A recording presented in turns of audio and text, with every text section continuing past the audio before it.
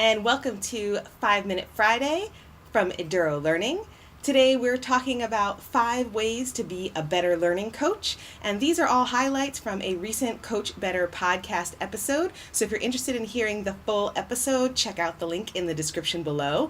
These are all 5 elements that our experienced learning coaches from around the world wish they had when they were starting out as coaches. So I've compiled them all for you. If you're on your journey to become a learning coach, these are 5 ways that you can really excel sooner, kind of your shortcut to success. Hey, Future Kim here. I noticed as I was editing the video that I kept looking off over to the side here.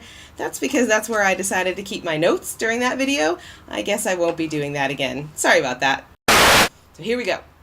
The first way is to take some training to learn some content about how to be an effective learning coach. Actually go through some formalized training. What you're looking for is getting some background on coaching, for building some coaching skills, learning a bit about the coaching theory, and understanding the process of the coaching cycle so that you have structures and frameworks to work within to be successful as a learning coach in your school setting.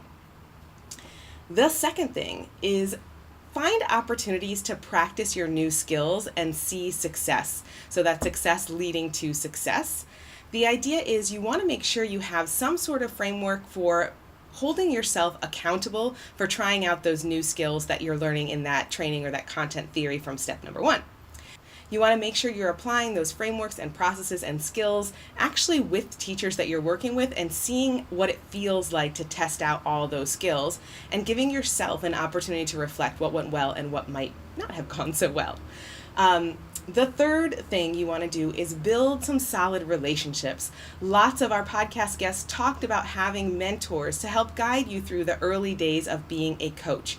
You want an experienced coach to work with, to have those deep reflective conversations so that you can really think about what's working and what's not working for you and get your questions answered.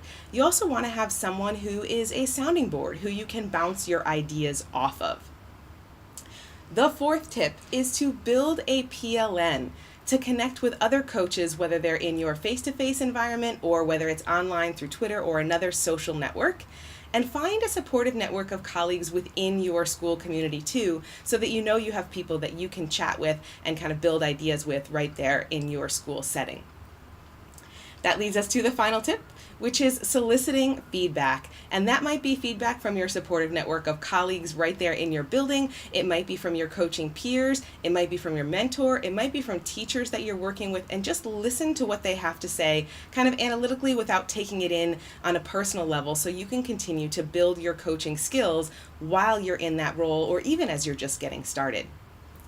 The great thing about these 5 tips: training with some content, an opportunity to practice your skills with accountability, building a relationship with a mentor, finding and building a PLN, and getting feedback from colleagues, all 5 of those things are actually included in our Eduro Learning The Coach micro-credential. It's 26 weeks of coaching content learning, plus a private cohort where you can build your PLN and have those conversations where you're getting feedback from your peers, and a private mentor where you can build that mentoring relationship so you can have a sounding board, get your questions answered, and kind of talk through any coaching challenges you might have. Plus, because of all that core content learning, there's actual practical tasks that give you accountability to try out those new skills and see what's working. And then you get feedback directly from your peers in the cohort and your mentor and all of the other participants via the forum and weekly video check-ins, just like this, where you're talking to your mentor and the other peers in your cohort.